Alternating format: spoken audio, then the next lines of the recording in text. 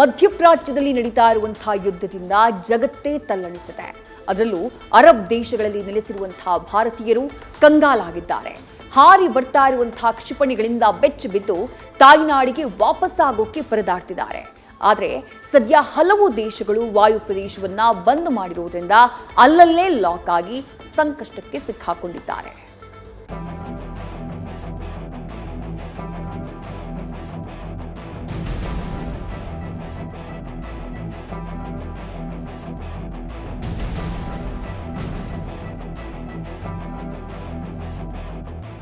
ಮಧ್ಯಪ್ರಾಚ್ಯ ಧಗಧಗಿಸ್ತಾ ಇದೆ. ಕ್ಷಿಪಣಿ ಬಾಂಬ್ ಸ್ಫೋಟಕ್ಕೆ ನಗರಗಳೆಲ್ಲ ಛಿದ್ರವಾಗ್ತಾ ಇವೆ. ಅಮೆರಿಕ ಇಸ್ರೇಲ್ ಜಂಟಿ ದಾಳಿಯಲ್ಲಿ 200ಕ್ಕೂ ಹೆಚ್ಚು ಇರಾನಿಯನ್ನರು ಸಾವನ್ನಪ್ಪಿದ ಮಾಹಿತಿ ಸಿಕ್ಕಿದೆ. ಯಹೂದಿ ಹಾಗೂ ಶಿಯಾ ದೇಶಗಳ ಯುದ್ಧದಲ್ಲಿ ಭಾರತೀಯರು ಸಿಲುಕಿ ಪರದಾಡ್ತಿದ್ದಾರೆ.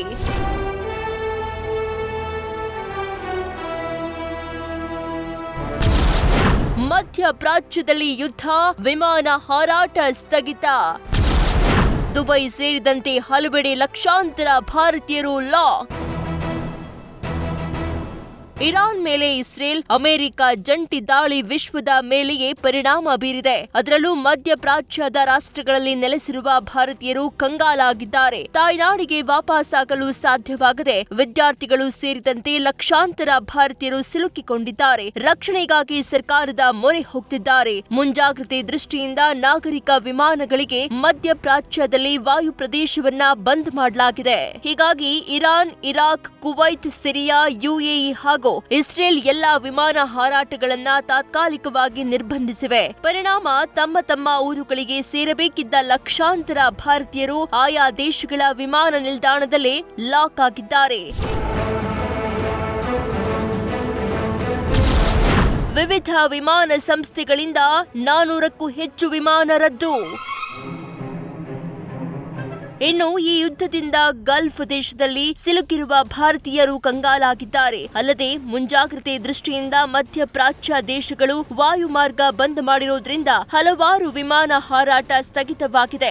ಏರ್ ಇಂಡಿಯಾದಿಂದ 50 ಅಂತಾರಾಷ್ಟ್ರೀಯ ವಿಮಾನಗಳ ಹಾರಾಟ ರದ್ದು ಮಾಡಿದೆ. ಮಾತ್ರವಲ್ಲದೆ ವಿವಿಧ ಏರ್ಲೈನ್ಸ್ ಕೂಡ 400ಕ್ಕೂ ಹೆಚ್ಚು ವಿಮಾನಗಳನ್ನ ರದ್ದು ಮಾಡಿದ ಮಾಹಿತಿ ಸಿಕ್ಕಿದೆ. ಇದೇ ವೇಳೆ ದುಬೈನ ಅಂತಾರಾಷ್ಟ್ರೀಯ ವಿಮಾನ ನಿಲ್ದಾಣಕ್ಕೂ ಹಾನಿಯಾಗಿದೆ. ಇದರಿಂದ ವಿಮಾನ ಹಾರಾಟ ಬಂದಾಗಿದ್ದು ದುಬೈ ಮೂಲಕ ಯುರೋಪ್ಗೆ ತೆರಳಬೇಕಿದ್ದ ವಿಮಾನಗಳ ಸಂಚಾರದಲ್ಲೂ ವ್ಯತ್ಯಯವಾಗಿದೆ. ದುಬೈ ಅಂತಾರಾಷ್ಟ್ರೀಯ ವಿಮಾನ ನಿಲ್ದಾಣ ಇದುವರೆಗೆ 700ಕ್ಕೂ ಹೆಚ್ಚು ವಿಮಾನಗಳನ್ನ ರದ್ದುಗೊಳಿಸಿದೆ.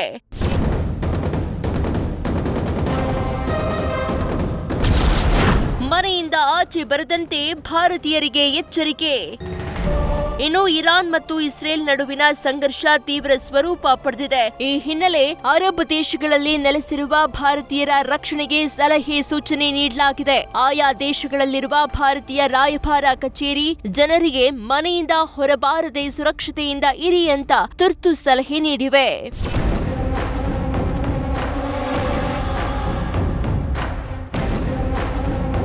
ಇನ್ನು ಜನಸಾಮಾನ್ಯರೊಂದಿಗೆ ಇರಾನ್ ಇಸ್ರೇಲ್ ಯುದ್ಧದಿಂದ ದುಬೈನಲ್ಲಿ ಹಲವಾರು ಭಾರತದ ಸೆಲೆಬ್ರಿಟಿಗಳು ಲಾಕ್ ಆಗಿದ್ದಾರೆ. ಬ್ಯಾಡ್ಮಿಂಟನ್ ಆಟಗಾರ್ತಿ ಪಿವಿ ಸಿಂಧು, ಬಾಲಿವುಡ್ ನಟಿ ಸೋನಲ್ ಚೌಹಾಣ್, ತೆಲುಗು ನಟ ವಿಷ್ಣು ಮಂಚು ಸೇರಿದಂತೆ ಹಲವರು ಭಾಗಿಯಾಗಿದ್ದಾರೆ. ಒಟ್ಟಾರೆ ಮಧ್ಯಪ್ರಾಚ್ಯದ ಸಂಘರ್ಷದಿಂದ ಹಲವು ದೇಶಗಳಲ್ಲಿ ಉದ್ವಿಗ್ನ ಸ್ಥಿತಿ ನಿರ್ಮಾಣವಾಗಿದೆ. ಸದ್ಯಕ್ಕೆ ಯಾರೂ ಮನೆಯಿಂದ ಆಚೆ ಬರದಂತೆ ಆಯಾ ದೇಶಗಳ ಸ್ಥಳೀಯ ಸರ್ಕಾರಗಳು ಎಚ್ಚರಿಕೆಯ ಸಂದೇಶ ರವಾನಿಸಿವೆ. ಭಾರತೀಯ ವಿದೇಶಾಂಗ ಇಲಾಖೆಯು ಮುಂಜಾಗ್ರತಾ ಕ್ರಮ ಕೈಗೊಂಡಿದೆ. News first bureau.